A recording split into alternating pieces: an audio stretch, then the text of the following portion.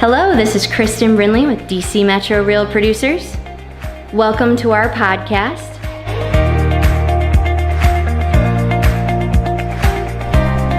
Hello, DC Metro Real Producers. This is Kristen Brinley, your publisher, here with Carlos Garcia. Greetings.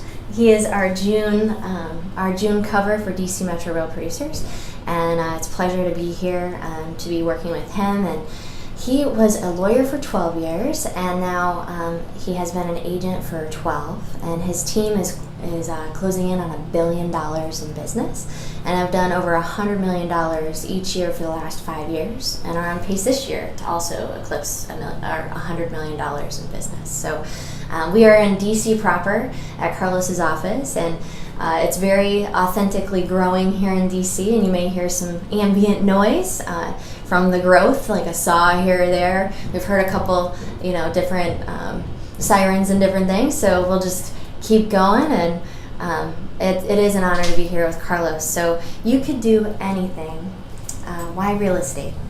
Well, I'd like to start off by saying that it is an honor for me too to be featured by Real Producers and to be integrated into the Real Producers community. I'm really looking forward to all the events that you guys have going, all the resources that you provide to local practitioners. Why real estate?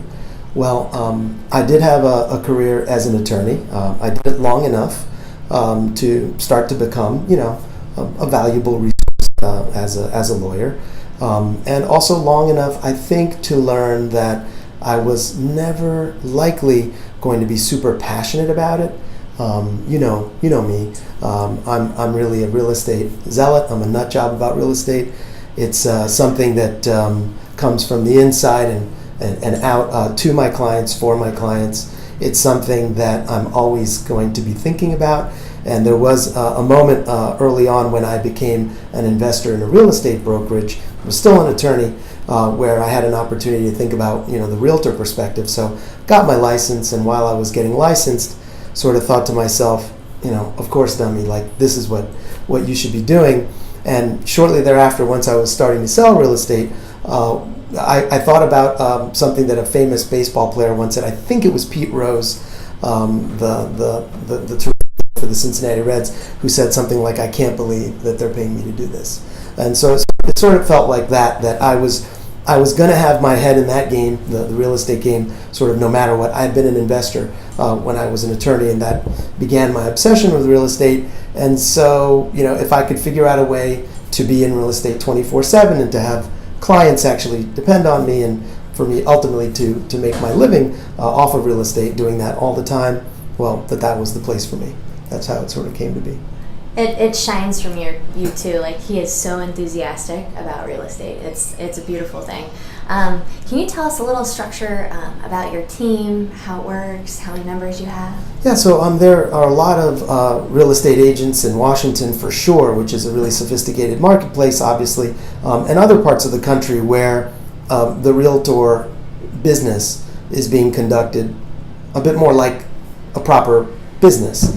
I like to tell realtors who are new that if they really stop and think about it, each of us is a walking, talking company. We have to, as an independent agent, deal with every facet of conducting a business that any large enterprise might have to conduct. You have to do marketing, you have to do contracts, you have to do communications, you have to think about strategy, there's finance, and most companies have a department or a person assigned to each of these tasks. So a lot of realtors now are starting to think about that, and many of them are forming real estate teams or working at companies where they maybe get support in these areas from their brokerage. Keller Williams is one of those companies.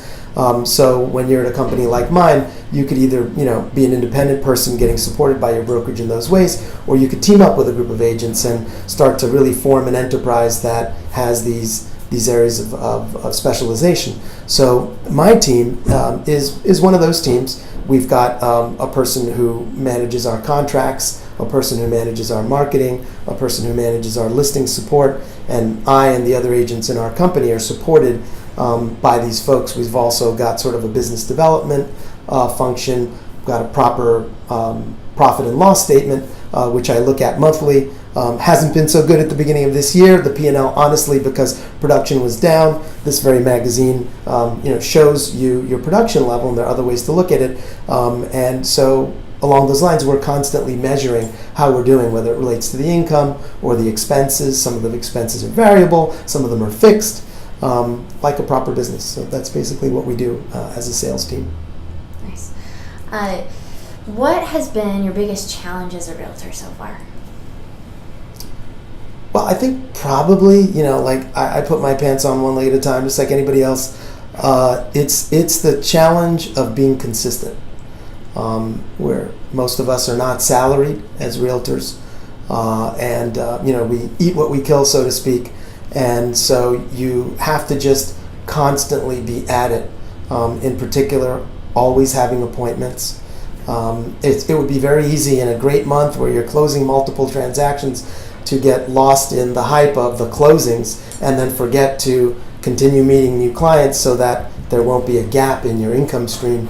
I think that when we're not consistent, sometimes because we're just celebrating some great things like closings, we may take our eye off the ball, and then 90 days later there could be a gap where you're not having a closing because you'd been just so busy focusing on that sort of cluster of transactions. So we can't control seasonality.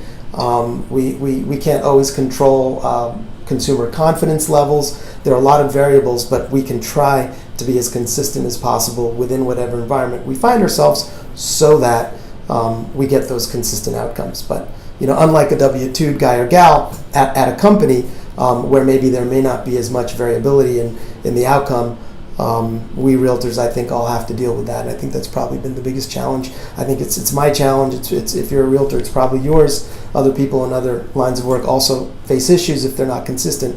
But it's really, really a big issue for us as realtors. What has been the most rewarding part of your business so far? Well, I would say some of it pertains to being a realtor. Some of it pertains to being a small business owner. I'm sure you can relate to a lot of what I'm about to say. As a realtor, it's getting to serve your clients and seeing those outcomes that they achieve when they make their transition from renting to owning, say, or if they're able to buy an investment property that then funds retirement or college tuition or a big dream in their life. It's remarkable what a high purpose we actually get to serve, given the fact that licensing requirements are, relatively light, without, clearing too many, regulatory hurdles, if you will. We get to do this thing for people that is so important to them. It's their biggest transaction. So it's a cliche to say it, but I mean it's true. It's a very powerful thing that we get involved in that way. In terms of being a small business owner, it's the chance to sort of feel like you can really impact your destiny. I've worked in when I was an attorney, I worked in large companies and medium and small companies, and honestly, I enjoyed the companies that were smaller, personally. That's just how I felt. I was, in fact, in a company that grew, acquired other companies, and then got gobbled up by a massive company. And then when we were acquired by the really big company, I couldn't even ever get an appointment with my boss. She was in another state. It was like, dealing with a head of state to get through to her. She was a real big shot in the legal world. In a small company, you feel really nimble. Some of it's scary. It's great and terrible both. But you really feel like a master of your own destiny. I really like that a lot. That's great. There's freedom and define success for yourself. Well, I suppose it That's includes. That's a hard one. Yeah, it's a really hard one because I'm very self-conscious about whether I'm defining success in a way that is truly meaningful, and that definition changes constantly. I'm getting older too, so you start to reflect. A couple of things. One thing in life would be that people would be able to say, he was a good guy, or I'm really glad he thought to do this, that now we see the benefits of it later. So I may be gone, but that the impact somehow lasts. I certainly think about that with regard to my family, certain organizations I'm tied to, like the grammar school I went to, a nonprofit I support, that I might have been a little pebble in a stream, that caused the water to go in a really good direction.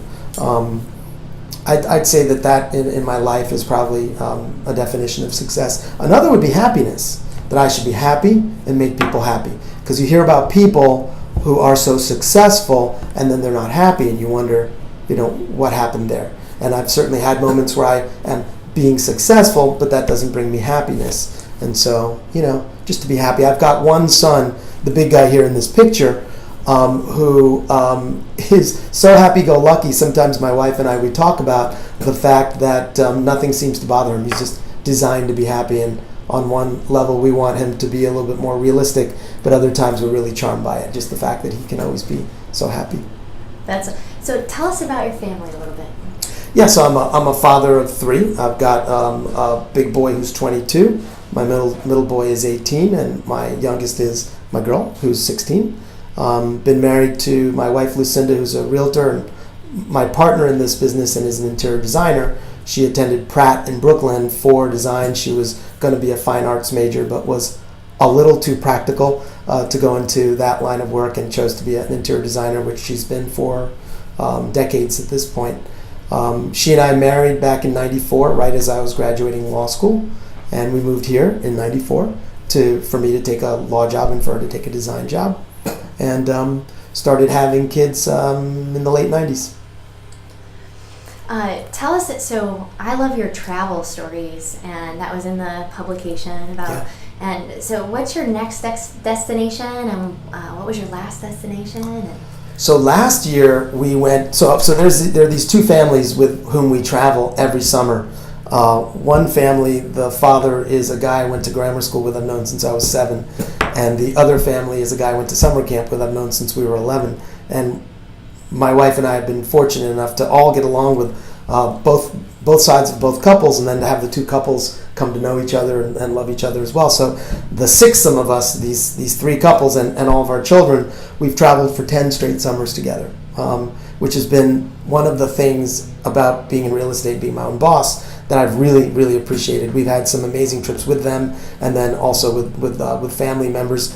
Last summer, we went to the Venice Biennale, which is this big, I guess every other year event in Venice, Italy, where they turn the whole city into one art expo. Multiple galleries and museums and outdoor gardens feature art from all over the world. And one of the two friends who joined us on this trip is an art historian, so he guided us through that. This summer we were supposed to go to China with my wife's family. She's ethnically Chinese, but we had to cancel that trip because we didn't have a good start to our year. So real producers, sometimes even real producers aren't really producing. We had a rough start to 2018, and so we've postponed that trip. And instead we're going to go to upstate New York to see there's like this part of the Hudson River Valley where there's this big farm-to-table movement thing going on, and makers, people making bourbon and pottery and architectural things and textiles, and so we're going to go explore that. That sounds like a lot of fun. Yeah. Looking forward to it. Good diverting, to another fun destination. Yeah. What are you currently learning about right now, Carlos? Well, what am I currently learning about? I hate to sound really corny, just bring it back to basics. One of the things I'm learning about is all the dimensions of consistency. Like, what does consistency mean in your business? When I was a newer producer, the whole purpose was so that I could feed my family and have a career and be sure that I could be a realtor. And then now it's sort of figuring out a way to take my team to another level, perhaps where some people in my team grow into leadership, and where I'm able to move on to other things within various facets of our sales team. So the lack of consistency that hit us in 2018 has me going back to basics on consistency, how to be consistent myself as a producer, as a leader, other leaders and producers within our team, how they can do that in a really sustainable way where they can be happy and healthy and thriving. I'd say a lot of dimensions around consistency are suddenly coming back up. And then maybe another thing I'm learning about is in the household, my kids are getting on in age, to the point where they're flying the coop. Two of them effectively are going to be doing that this summer. So just, how to be a dad and and a husband in a whole new way, where the household is totally different. I think the dogs are going to get a lot more of my attention than they used to, and I'll be looking for ways to fill my time. What sets you apart, and how are you different, Carlos? From other agents? Well, okay, I think one thing that probably has set me apart early on was just, a certain amount of drive and determination that perhaps yielded more consistency, back to that same old theme. Another would be maybe the ability to work high level and on the ground at the same time, or to switch back and forth. Sometimes you can't do them simultaneously, but you have to do them nearly simultaneously. So that would be like, a number of us who are trying to build sustainable businesses and get away from that sensation as real producers, where we're running around like chickens with our heads cut off all the time. Not that I don't do that, I do, of course, but you're trying to minimize that. Would be, to think a lot about. One of the things we talk a lot about is the difference between working in your business, when you're being tossed around by the requirements of your business, the needs of your clients, and then working on your business. So in and on. On would be like if you have a minute to breathe, are you simply chilling, or can you give a little energy to thinking about how to structure your business, the alliances that you want to have, the protocols, the processes, and so forth, who you want to maybe band up with, whether it's a loan officer or a home inspector or another realtor maybe who you could team up with. So working on the business and in the business rather, and on the business, which is a higher level thing where you look down at it, doing those two things, going back and forth between those two things, I think can distinguish you from other productive realtors, where you can actually try to construct something that looks more like a business, that's a little bit more structured, a little bit more hopefully consistent and sustainable. That's great. I think very often about the 1 year, 3 year, 5 year, and the difference that it makes when you really think about that 3 and 5 and 10, because we sometimes overestimate what we can do in 1 year, but then in 3 and 5 it's amazing what can happen. No doubt. Yeah. It's let's see. So what is the greatest lesson you've learned so far as an agent? The greatest lesson I've learned as an agent? Well, maybe as a human too. As a human? Yeah. Well, there's been so many lessons. A lot of them are about human beings. The way people react under circumstances, under pressure. Realtors who are constantly under pressure, and the buyers and the sellers who are really under a lot of pressure. For those of us who transact a lot, it's easy to forget that, because we're doing this all the time, that they're really worried about their transaction. It's a big deal monetarily. We're talking about where they're going to live, where they're maybe going to go to school, how they're going to commute. These are big issues. So it's probably one of the lessons is sort of the humility that maybe if you can deliver that to the way you do your work, be a little bit more mindful of what people are going through, you're just going to be a little bit more, you're going to be more effective. It's easy to get really excited about how productive you're being, how many deals you're closing, and to lose track of the human side of things to the degree necessary. Obviously, it's never going to be corporate work. It's much more human than that. You're in people's households, in their business. But probably that feeling of service, of being of service, trying not to become impatient if they're becoming impatient, frustrated if they're becoming frustrated, but to sort of be really even. That's been one of the lessons that I wish I'd known all that about human nature when I was practicing law. I'm sure I would have done it a lot more effectively. What do you believe has been the biggest reason or reasons for your success so far? Biggest reasons, I think the enthusiasm, the consistency, probably those two. Perhaps that third thing, that last thing I was just talking about, relating to sort of a feeling of making sure that you're in a mindset that is about serving other people. Yeah. What educational class or book has had the biggest impact on you? So for business education, it would probably be the millionaire real estate agent. It's got a corny title. It makes it sound like you're trying to be a big shot. I think the idea is that you can get to the point where you're netting $1 million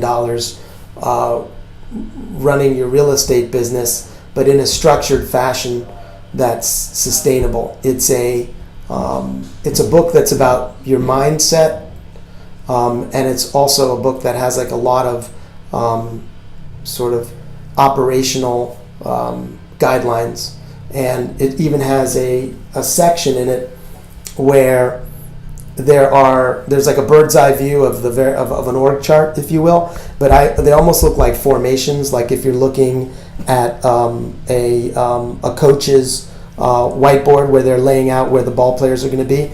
So if you're at a small size, maybe your formation looks like this. If you're medium size, the people, who they are and what they're doing looks like that. As you get larger and larger, the formations sort of shift. And it's all about the distribution of the tasks within the real estate sales enterprise. So what I love about the book is that it has these mindset chapters that help you get at like why you'd even bother going down this road, what it can do for you, how it can reward you, and then it also very plainly lays out like things that you can implement, knowledge that you can pursue, people you can team up with, how to hire people, and so forth. So it's really a playbook for becoming a realtor who builds a significant team, a team that can reward the members of the team, that can change clients' lives, that can provide jobs to employees on the team, and a really good track for realtors who join the team. Let's see, what about some hobbies and interests outside of real estate, and maybe your favorite book and movie, those kind of things?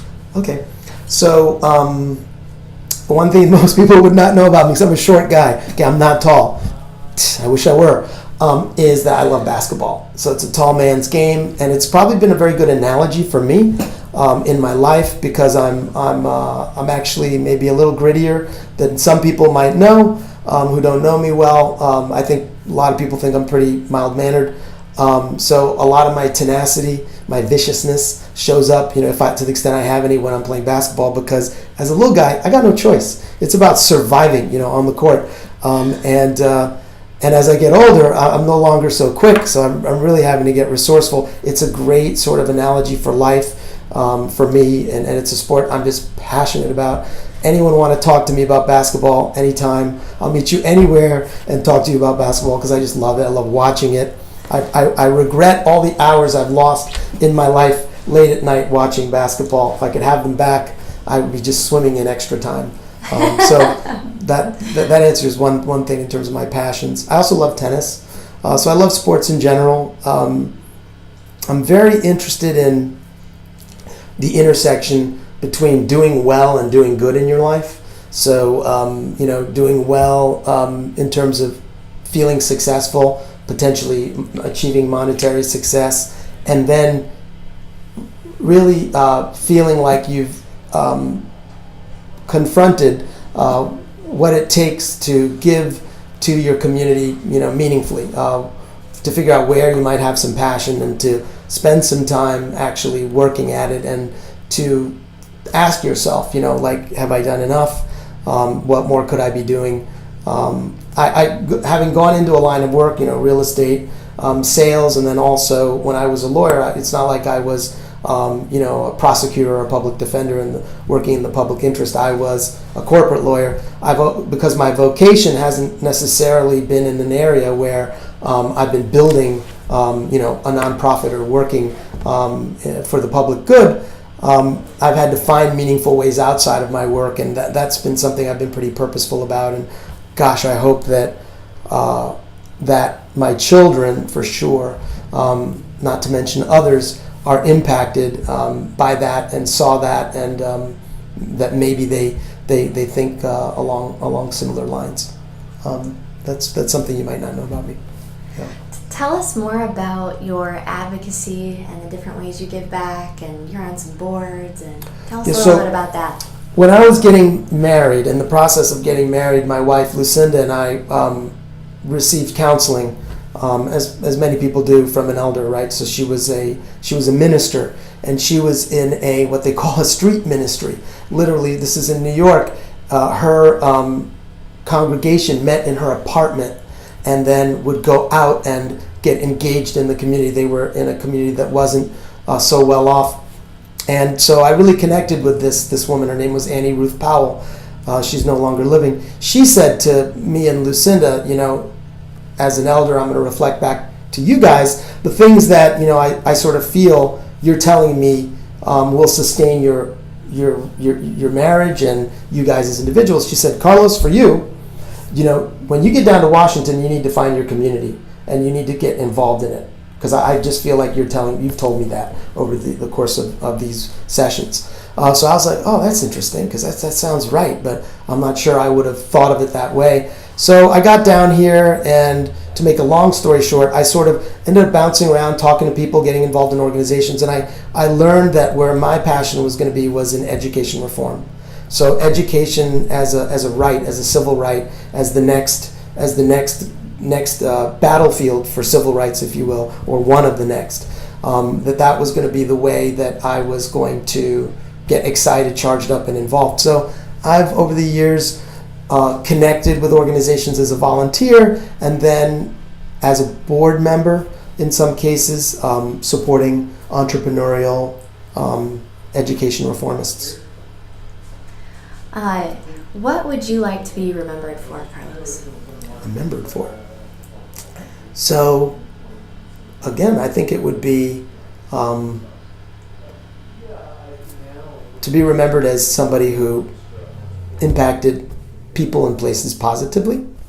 To have some sort of legacy is much too big a word. I don't want like a shrine or any sort of physical manifestation of it. It would be more that occasionally people were like, yeah, the guy was thinking ahead. He made a difference, and look at that young person who he influenced, who now is going on to do cool things, that kind of a thing.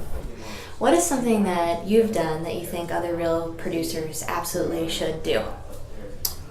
Okay, so do you mean people who are already top producers, or people who are trying to become?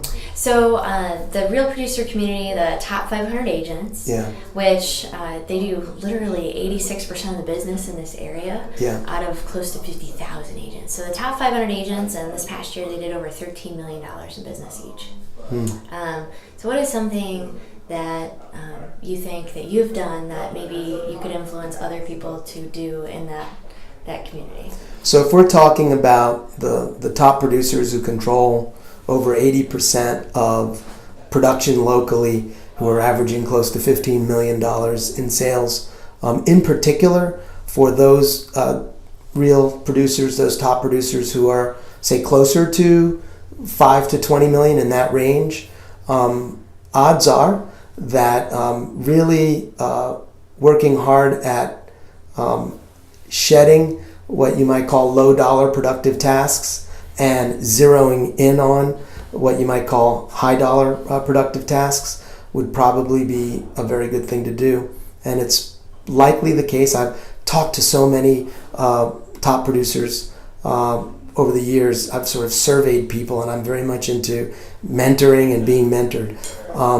So I have a sense of what's out there in terms of profiles of realtors. I suspect that many of the $5 to $20 million producers who really are terrific realtors, who need to hone in, focus in on those high dollar productive tasks, many of them are perfectionists. And that's actually a challenge. Many of them are well-rounded and can do many things well. And that's actually a challenge. It makes it harder to let go of the low dollar productive tasks, because your orientation is that you're just so capable that I can do it. But the question isn't can you do it, it's should you do it. And if you didn't do it, if you did other things and let someone else do those things, just how much more business might you have, or how much more free time might you have? It could translate into ease, the elegance of your business, money, free time, just doing what comes naturally. But if people are much more critical and they're thinking about the distribution of their time across tasks, I think that they'll find that there are a lot of ways in which they can improve their businesses and their lives. That's great. I love that advice. All right, so tell us a fun fact about your team or your agents. Great, I like that one. So real estate is like I like to say to people, you guys know as real producers, it's not rocket science, real estate sales, but it is grueling, almost like a full contact sport. You gotta keep going out there, and there's a lot of work, and people get stressed out. So recognizing that, about a year ago on our sales team, three members in particular, Gloria, Cameron, and Tom, formed what we call our vibe committee, where we try to just work on the vibe inside of our team, and we try to keep things light. And there are a lot of competitions that come out of that. And last holiday season, Tom and Cam completely transformed their workstations into like these holiday little vignettes. And one night on the weekend, one of them, I forget if it was, I think Cam was already here, startled the other guy because they were sneaking into the office each to work on their holiday thing. And I'm talking about, we had clouds and thunder, snowflakes. Cam's was entirely wrapped in gift wrapping paper. It was really, really something. So now suddenly there's this thing where anytime a holiday comes around, people try to take things to another level. It was Gloria's birthday recently, and she just bought a home. We're all so happy for her. It has a swimming pool, and her office was filled with floaty toys, all inflated, and she couldn't even get them home she's got an SUV back to her house. She had to sort of deflate them and make multiple trips. And there's even a beach ball up there I've got. That's fun. Good for Gloria, too. Yeah. Good for her. Is there anything else you'd like to impart to the DC Metro Real producers out there? Well, I'd like to put it out there that, along, I think, the lines of this podcast, the thrust of the Real Producers magazine, and really the people who tend to be attracted to these groups where people are thinking about how our industry is evolving and just all the challenges in it. I'd like to put it out there that, like I said earlier, I'm a mentor to people. I'm a mentee. I've been mentored. I have a coach. I'm one of those people who's very open to constantly talking with anybody about how to improve our businesses and how our businesses can improve our lives. So it's an open door policy, and I hope I get to sort of connect with more members of the community through this wonderful venue of yours. Thank you very much, Carlos. Thank you. Well, you heard it here at Real Producers Podcast, our very first one. Cheers. You've heard it from DC Metro Real Producers.